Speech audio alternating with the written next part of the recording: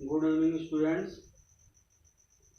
जैसा कि आपने लेक्चर 1 में कंटेंट में देखा, क्लास 11th के जो है लेक्चर 1 में कंटेंट में आपने देखा कि कौन कौन से चैप्टर्स हमको पढ़ने हैं। ठीक है, उसमें आपको बताया गया कि जो है सर्वप्रथम हम लोग सीक्वेंस एंड सीरीज पढ़ेंगे। ठीक, तो इस क्रम में लेक्चर नंबर 2 में थोड़ा सा हम लोग आइए जानने का प्रयास करते हैं कि सीक्वेंस और सीरीज या उससे संबंधित प्रोसेस को। तो सीक्वेंस क्या होता है? सबसे पहले नाम आता है इसमें सीक्वेंस, फिर सीरीज, तब आपका एपीजीपी पढ़ा जाएगा। सीक्वेंस क्या होता है? सीक्वेंस का मतलब होता है अनुक्रम। आपने छोटे क्लासों में पढ़ा होगा अनुवर्ती और पूर्ववर्ती संख्याएं। अनुवर्ती संख्या का मतलब जैसे आपसे कहा जाए कि 10 की अनुवर्ती संख्या बताइए, तो आप कहते हैं 10 की अनुवर्ती मतलब आगे आने वाली संख्या है, मतलब 11। 15 की अनुवर्ती संख्याएं 16, 16 की पूर्ववर्ती संख्याएं 15। तो यहां भी वही अनु है। अनुक्रम का मतलब आगे आने वाली संख्याएं। ठीक है, तो डेफिनेशन क्या बनती है कि संख्याओं का ऐसा ग्रुप जिनमें आगे आने वाली संख्याएं किसी निश्चित क्रम में रखी गई हों, जैसे 1, 2, 3 dot dot dot 4, 8, 12 dot dot dot. इस प्रकार की जो संख्याएं हैं वो क्या कहलाती हैं? अनुक्रम कहलाती हैं। एक निश्चित क्रम में होनी चाहिए। जैसे मान लीजिए ये दोनों आपका अनुक्रम है, आपसे कह दिया जाए 1, 3, 2, 10, 20 कह दिया जाए, तो ये अनुक्रम नहीं है, क्योंकि ये संख्याएं निश्चित क्रम में नहीं है।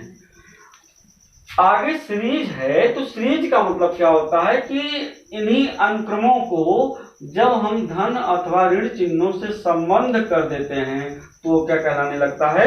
श्रेणी कहलाने लगता है। जैसे 1 + 2 + 3 + dot dot dot, 4 + 8 + 12 + dot dot dot, ये क्या कहलाएंगे? श्रेणी कहलाएंगे। ध्यान देने वाली बात है, जो अनुक्रम होगा वही श्रेणी कहलाएगा। और श्रेणी आपकी मुख्यतः 3 प्रकार की होती है, जिस प्रकार से आपका ग्राफ बनाया गया है, एपी, जीपी, एचपी, यानी समांतर श्रेणी, गुणोत्तर श्रेणी और हरात्मक श्रेणी। समांतर श्रेणी को सबसे पहले थोड़ा सा हम लोग जान लेते हैं क्या होता है। समांतर श्रेणी क्या होता है? ऐसी श्रेणी, ध्यान दीजिएगा यही श्रेणी है, ऐसी श्रेणी जिनके पदों का अंतर समान हो समांतर श्रेणी कहलाते हैं। जैसे 2, 4, 6, 8, आप देखिएगा इसमें पदों का अंतर समान होगा। कैसे चेक करते हैं? 4 - 2 2 आएगा, 6 - 4 2 आएगा, 8 - 6 2 आएगा। इसी प्रकार 1 + 2 + 3 डॉट डॉट में 2 - 1 1 ही आएगा, 3 - 2 1 ही आएगा, 4 - 3 1 ही आएगा। इसी प्रकार 5, 12, 19 में देख लेते हैं, 12 - 5 7 आएगा, 19 - 12 7 आएगा, ऐसे डॉट डॉट डॉट। यानी कि इन तीनों श्रेणियों में समान अंतर है, जिससे ये तीनों श्रेणी क्या कहलाने लगेंगे? एपी कहलाने लगेंगे। ठीक है, और अगर ये एपी कहलाते हैं तो एपी के प्रथम पद को हमेशा हम लोग ए समान अंतर यानी सार्वांतर को हम डी और पदों की संख्या को यन तथा अंतिम पद को यल से प्रदर्शित करते हैं। ठीक है, यल से प्रदर्शित करते हैं।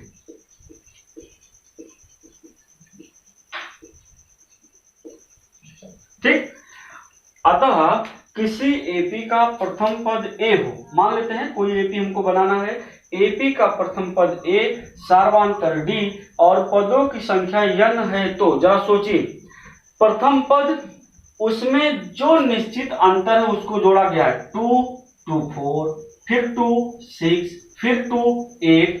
इसी प्रकार से 5 में 7 ऐड कीजिए 12, 12 में 7 ऐड कीजिए 19। यानी कि जो निश्चित क्रम है या जो समान अंतर है उसको पहले वाले पद में जोड़ करके अगला पद प्राप्त किया जाता है। इसका मतलब अगर प्रथम पद ए है, ठीक है, और सार्वांतर डी है, तो प्रथम पद में सार्वांतर को जोड़िए तो दूसरा पद क्या मिला? a प्लस डी, फिर इसमें निश्चित पद को जोड़िए a प्लस 2d, फिर जोड़िए a प्लस 3d, फिर एक और d जोड़िए a प्लस 4d। इस प्रकार से आपकी श्रेणी मिल जाएगी। जैसे अभी फिर से आप दोबारा देख लें, सार्वांतर d है और प्रथम पद a है, तो प्रथम पद a प्लस सार्वांतर जोड़िए a प्लस डी, फिर एक डी जोड़ दीजिए a प्लस 2d, फिर एक डी जोड़ दीजिए a प्लस 3d। इस प्रकार से आपकी एपी की सीरीज बनती चली जाएगी। समझने वाली बात यह है कि n वां पद कितना होगा, ये मोस्ट इंपॉर्टेंट पॉइंट है आपके लिए। अब जरा फिर से हम लोग बैठ जाते हैं, अब थोड़ा हम लोग अपनी भाषा में समझें। पहले पद में एक भी डी नहीं है, दूसरे में एक डी है, तीसरे में 2 डी है, इसी प्रकार चौथे में 3 डी होगा, 10वें में 9 डी होगा, 100वें पद में 99 डी होगा।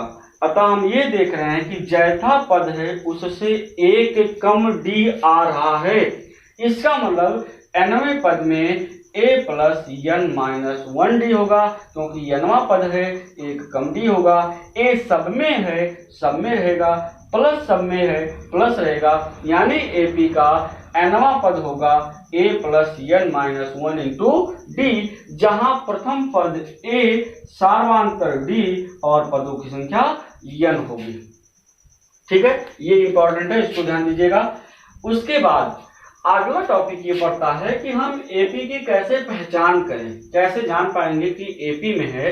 तो आप यहीं से चेक कर लें, यहीं से आप चेक कर लें कि अगर ये एपी में हो रहा है तो पहले तीसरे को जोड़ दीजिए और बटे 2 कर दीजिए, आपका जो है बद्ध वाला पद आ जा रहा है। इसी प्रकार आप कह सकते हैं कि अगर 3 संख्याएं दी गई हों a b c और आपको कहा गया हो कि ये एपी में हैं, इसका मतलब पहले और तीसरे को जोड़ दीजिए, पहले और तीसरे को जोड़ दीजिए, 19 5 24, 2 से भाग दे दीजिए, बटे 2 यानी 12 आएगा, 3 1 4 बटे 2 यानी 2 आएगा, 6 2 8 बटे 2 यानी 4 आएगा। यानी अगर कोई 3 संख्याएं एक में हैं तो पहला तीसरा जोड़ दीजिए और बटे 2 कर दीजिए, मध्य वाला पद इसका मिल जाएगा। ठीक है, ये आपका रहा सीरीज बनाना और सीरीज एपी की पहचान, एपी बनाना। इसके बाद की टॉपिक ये आती है इसमें कि जो है इस पर थोड़ा सा हम लोग क्वेश्चन सॉल्व कर लेते हैं। जैसे मान लीजिए आपसे कहा जाए, एग्जांपल के तौर पे आपसे कहा जाए 2 4 plus 6 plus 8 plus dot dot dot का 10वां पद बताइए। आप सोचिए क्या बताना, आपको 10वां पद बताना है। तो आप बताइए, यहां से हम लोग को यहां से क्या पता चल रहा है कि a बराबर क्या है, 2 है, d बराबर क्या है, 2 है, d क्या है, सार्वांतर, और n बराबर कितना है, 10 है। इतनी बातें क्लियर हो गई। n बराबर कितना है, 10 है, और हमको पता है कि जो t10 होगा, नंबर ऑफ टर्म, यानी 10वां पद जो होगा वो होगा a plus 10 minus 1 into D, that means a plus 9d होगा, a प्लस 9d होगा, और आपके सामने a का मान है 2, 9 इंटू डी का मान है 2, यानी 9 2 जाए 18, 2 कितना हो जाएगा 20, यानी t10 इज इक्वल टू कितना आएगा 20 आएगा। ठीक है, बशर्ते ध्यान देने वाली बात ये है कि आप सबसे पहले इसमें चेक कर लें कि एपी में है कि नहीं है। और कैसे चेक होगा, प्रत्येक पद में से उसके जस्ट पहले वाले पद को सबट्रैक्ट करते जाइए, आपको समान अंतर मिलता चला जाएगा। इसी क्रम में अगर आपसे ऐसे पूछ लिया जाए, क्वेश्चन दे दिया जाए, आपको क्वेश्चन दे दिया जाए कि किसी एपी का प्रथम पद 2 और अंतिम पद 20 यानी 20 हो तथा सार्वांतर 2 हो तो पदों की संख्या बताइए। क्वेश्चन घुमा फिरा के आपको दे सकता है, कोई जो है एक अननोन क्वांटिटी रहेगी बस।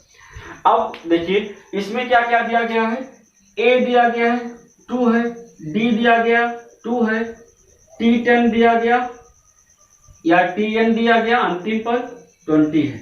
हमको पता है Tn बराबर होता है a plus n minus 1 into D, यहां हो जाएगा।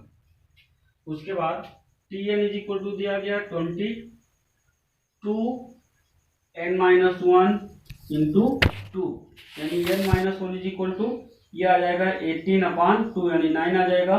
n बराबर कितना हो जाएगा 10, यानी इसमें पदों की संख्या कितनी होगी 10 हो जाएगी। ठीक है, तो इस प्रकार आपका ये एपी का थोड़ा सा इंट्रोडक्शन हुआ, इसको आप नोट करते रहिएगा और कल इसमें अंतिम पदों से आने वाले पदों को ज्ञात करना, उसके बाद इसके योगफल के बारे में चर्चा की जाएगी। बस